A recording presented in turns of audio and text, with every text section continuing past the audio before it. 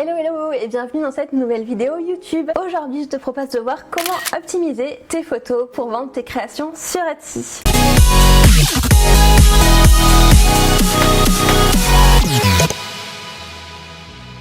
Je pense que tu le sais déjà, Etsy est une plateforme incontournable pour vendre tes créations et pour vendre les produits de ta boutique en ligne. Tu as peut-être déjà une boutique Etsy et tu hésites peut-être à en lancer une. Si jamais, je t'invite vraiment à visionner cette vidéo. Je vais te donner tous mes conseils pour optimiser ton profil et surtout optimiser des photos pour créer un univers qui se démarque et ne pas te noyer dans la masse des milliers de concurrents que tu peux retrouver sur cette plateforme. Donc déjà, avant d'attaquer la partie photo, je te conseille quand même de prêter attention à quelques points capitaux quand tu vas créer ton profil sur Etsy. Ça va être de vraiment le configurer correctement, donc de bien remplir toutes les données qui vont être demandées pour que les gens comprennent avec précision qu'est-ce que tu fais, qu'est-ce que tu proposes et pouvoir envoyer un message clair aux personnes qui vont découvrir ta boutique. Je t'invite également à décrire avec attention tes produits et tes créations pour qu'on sache exactement ce que tu proposes, quelles sont les caractéristiques, les matériaux et toutes les conditions d'expédition, de livraison, etc. pour qu'il n'y ait pas de secrets, de surprises et ne pas faire de frein à l'achat ou de possibles objections. Je t'invite également à suivre tes données. Tu as accès sur Etsy à des outils statistiques qui sont hyper intéressants et qui vont te permettre de voir ce qui fonctionne et ce qui ne fonctionne pas. Donc je t'incite à les consulter régulièrement pour optimiser tout ce qui peut l'être. Et enfin, je t'invite aussi à optimiser ta boutique en ligne en mettant en avant les avis de tes clients. Tu le sais, les avis clients, c'est le nerf de la guerre pour vendre tes créations en ligne. Donc n'hésite pas à les mettre en avant sur ta boutique. Voilà mes petits conseils pour optimiser particulièrement tes photos pour mieux vendre tes créations sur Etsy. Premier conseil, ça va être de proposer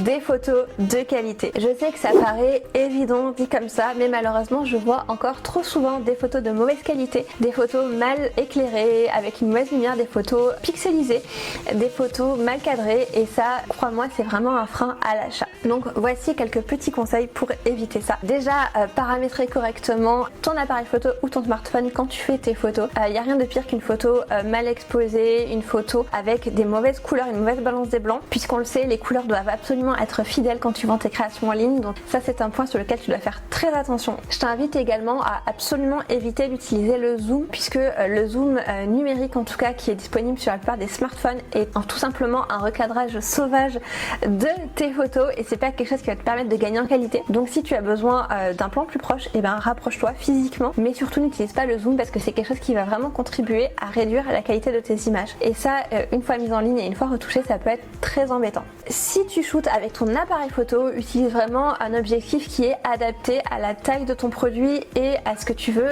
mettre en avant. Je te conseille un objectif 50 mm pour la plupart des photos produits, pour les photos de moyenne et de petite taille si tu t'approches suffisamment. Si jamais si tu fais des très petits produits, tu peux également utiliser un téléobjectif avec par exemple un objectif de 100 mm et si au contraire tu photographies des produits très volumineux, tu peux descendre jusqu'à 35 mm, pourquoi pas, pour vraiment avoir des vues d'ensemble. Si jamais, je te conseille aussi de prêter grand soin à la lumière et aux éclairages. D'ailleurs, je t'en parle dans une autre vidéo YouTube justement quand je te conseille le matériel à choisir pour tes photos produits. Je t'invite si besoin à utiliser des réflecteurs ou des compléments de lumière pour t'assurer que la lumière soit optimale sur tes photos. Bien évidemment, dernière chose, pour que tes photos soient de bonne qualité, je te conseille évidemment de faire une bonne retouche qui permet de faire vibrer tes photos, qui permet de vraiment les finaliser mais qui ne les transforme pas évidemment.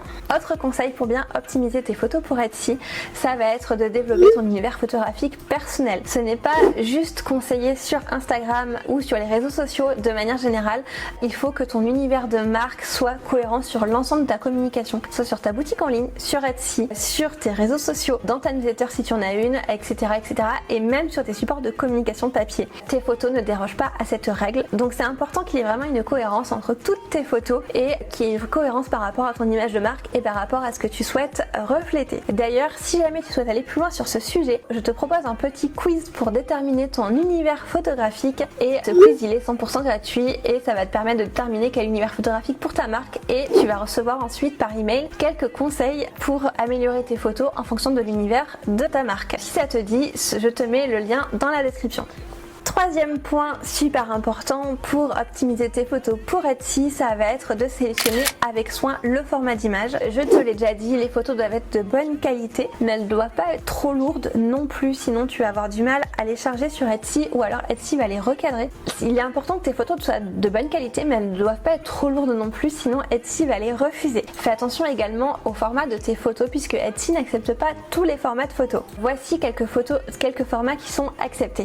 Tu peux utiliser le format JPEG, JPG, PNG ou encore le format GIF. Attention, les formats GIF animés et les PNG fond transparent ne sont pas acceptés, donc fais bien attention à ce détail quand tu uploads tes photos sur la plateforme. Voici également les tailles de photos que je te conseille pour qu'elles soient parfaitement optimisées pour Etsy. 2000 pixels de long pour le côté le plus long, 500 x 500 pixels pour la miniature de ta boutique, 1600 x 213 pixels pour la bannière de ta boutique et 1600 x 400 pixels pour les grandes bannières de ta boutique. Ensuite, dernier point, pour optimiser tes photos pour Etsy, je te conseille de choisir avec attention l'ordre dans lequel tu uploads tes images sur tes fiches produits. Tu peux pas les mettre complètement dans le désordre, il faut qu'il y ait un ordre chronologique et cohérent pour donner envie de les faire défiler et surtout donner envie d'acheter tes créations. Je te conseille de poster d'abord une photo mise en scène d'ensemble de ta création, une photo qui est assez centrale pour que ta création soit bien positionnée au centre de la fiche produit donc lorsqu'elle va être zoomée. Ensuite, je t'invite à ajouter des photos qui proposent des angles complémentaires et pourquoi pas des suggestions d'utilisation complémentaires. Et enfin, je t'invite à terminer sur des plans rapprochés qui montrent les détails de tes créations.